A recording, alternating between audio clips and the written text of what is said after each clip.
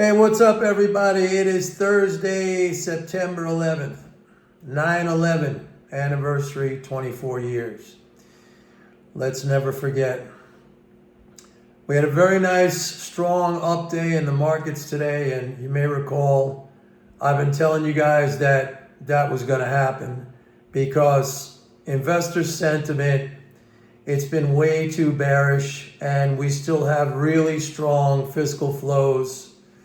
You know, we got a Fed meeting next week where there's definitely going to be a rate cut of 25 basis points. You know, like I've been telling you guys, this Powell Fed, they just follow what the market says. And right now the market's pricing in basically like a 90% chance of a 25 basis point rate cut. That's going to happen.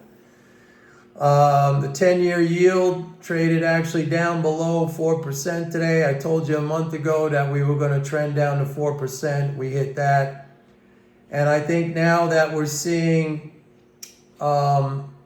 expectations for 2 more rate cuts this year, we could see the 10-year trend all the way down to 3.5. But let's say right now we're calling it, or I'll call it, a trading range between 375 and 415 on the upside. One thing, I mean, today we got the CPI. This to me is, again, another example of how if you follow these economic data releases and if you listen to people who base their analytical framework is based on these economic data releases, I mean, it's just a joke to me, man. It's just like another one of these situations where, you know, they're handing you their money on a silver platter. So today, the CPI came in up 0.4%. That's hot, okay? I mean, the forecast was for up 0.3. The core came in up 0.3. So that was kind of a hot CPI. But what I saw in headlines on various posts on the internet was like commentary along the lines of the Fed rate cut is still on because of calm inflation. Calm inflation, like if we had that number of 0.4 print in the headline CPI, if we had that just a few months ago, you would have seen the 10-year yield up at 460. You would have seen the market down 400, 500, 600 points, maybe 700 points. So the funny thing to me is like they frame it in a way that fits with whatever is happening with the market. They don't frame it in alignment with their economic understanding. They frame it kind of curve fit the narrative to whatever the expectation is or whatever's happening in the market, which goes to show you that these numbers are so bogus. They're not bogus, I'm saying, in the actual reporting of the number. The interpretation is so shallow and meaningless and bogus. Yeah, I use that term, I'll use it again. That they're just going to curve fit the explanation to whatever the expectation or whatever the market is doing at that time, which renders the information, useless, basically.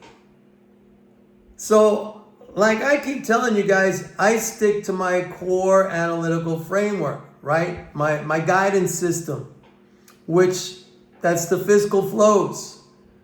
And I haven't given you guys any real wrong or misleading guidance on that because I'm not getting wrong or misleading guidance on the fiscal flows. But, you know, like I tell you guys all the time, you know, go against stupidity, go against contradiction, like if they have a theory or if they have a thesis, and they apply it in one circumstance one way and in another circumstance another way. You gotta question that at all times. If they curve fit explanations about economic data to fit whatever's happening or whatever the expectation or outlook is at a particular time, and then they'll flip it around. Today, a 0.4% increase in the CPI. That's calm inflation. So it just goes to show you that the whole thing is bogus. They don't know what they're talking about, but they have to say something. The media has to say something. They have to put up something on their website or on their TV programs. The analysts and the economists that they drag onto these programs or who write these articles, they don't know. They think they know. They think they know, but they don't know. So it's a wealth of information, or I should say misinformation, that you can use. So next week, Monday, we have a tax drain.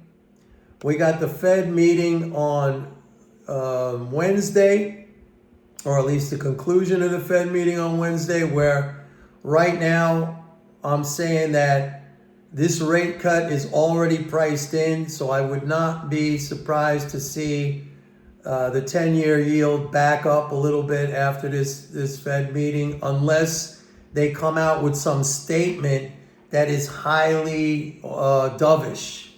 And knowing Powell, I don't think that's going to happen. I think he's being pulled into this rate cut, kicking and screaming. Like, I really don't think he wants to do it. But at this point, it's no longer just about him versus Trump. You know, he's got the whole entire financial community screaming at him, basically, that he ought to cut interest rates.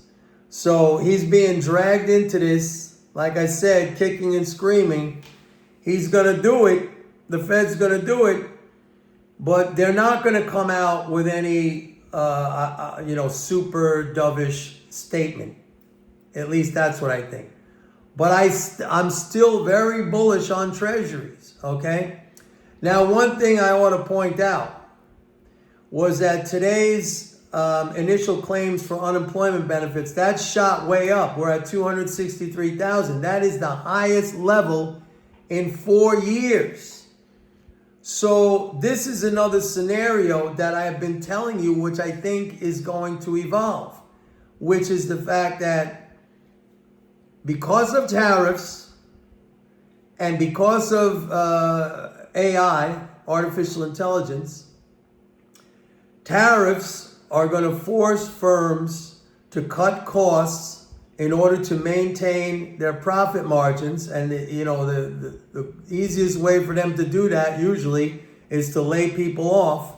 And artificial intelligence, AI, they're going to employ that wherever they can to make up for workers that they have to let go.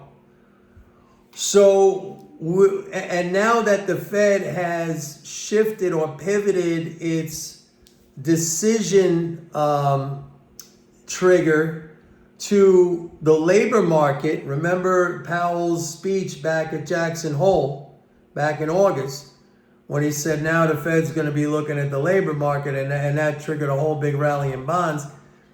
We're going to be in this environment now where we can see a steady trend of job loss, I think, more rate cuts, and that's going to be very bullish for treasuries.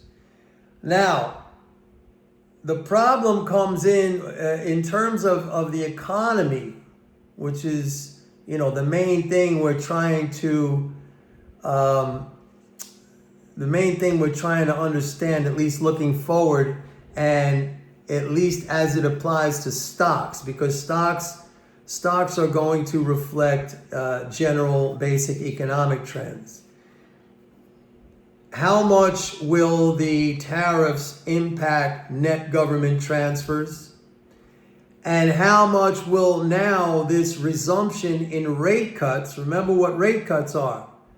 They are a removal of interest income, or at least a reduction in interest income transfers. And I told you, like right now, T-bill interest is down 41 billion compared to last year. That's not nothing, okay? And Treasury is relying more heavily now on these short-dated securities like T-bills.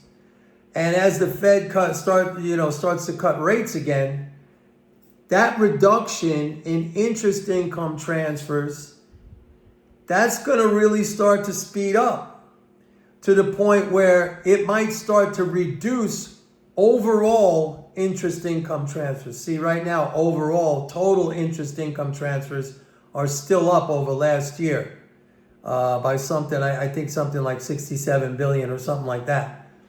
But that could all change. So we have two elements of rising fiscal drag as we look forward. Right now, it's not a problem.